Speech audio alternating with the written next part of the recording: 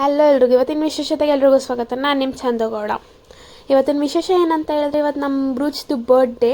ಅದಕ್ಕೆ ನಾನೇನು ಮಾಡಿದೆ ಅಂತಂದರೆ, ನನ್ನ ಫೋನಲ್ಲಿ ಸ್ಟೋರೇಜ್ ಆಗಿದ್ದಂಥ ಬ್ರೂಚ್ ವಿಡಿಯೋ ಮತ್ತು ನಂದು ಬ್ರೂಚ್ದು ಫೋಟೋಸ್ ಎಲ್ಲನೂ ಕಲೆಕ್ಟ್ ಮಾಡಿಕೊಂಡು ಒಂದು ಸಾಂಗ್ ಮಾಡ್ಕೊಂಡು ಸ್ಟೇಟಸ್ಗೆ ಹಾಕ್ಬಿಟ್ಟು ನನ್ನ ದಿನಾನ ಶುರು ಮಾಡಿದೆ. ಬಟ್ ಆದರೆ ಏನು ಬೇಜಾರು ಅಂತಂದರೆ, ಇವತ್ತು ಸ್ಪೆಷಲ್ ಡೇ ನನಗಂತೂ. ಬಟ್ ಆದರೆ ಬ್ರೂಚ್ ಜೊತೆ ಅಂತೂ ಇರಲಿಲ್ಲ.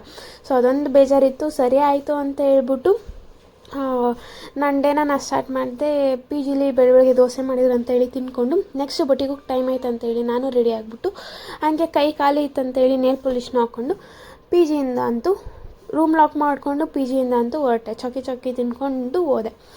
ಆಮೇಲೆ ಹಂಗೆ ಇವತ್ತು ಸ್ವಲ್ಪ ರೋಡನ್ನ ಚೇಂಜ್ ಮಾಡಿಬಿಟ್ಟು ಬೊಟ್ಟಿಗಂತೂ ರೀಚ್ ಆಗಿದೆ.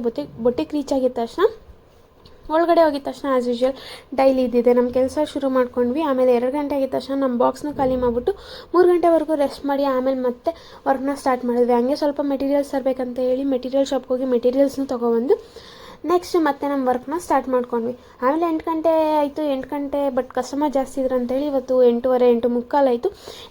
ರಿಟರ್ನ್ ಬೊಟಿಕಿಂದ ಪಿ ಜಿಗಂತೂ ಬಂದ್ವಿ.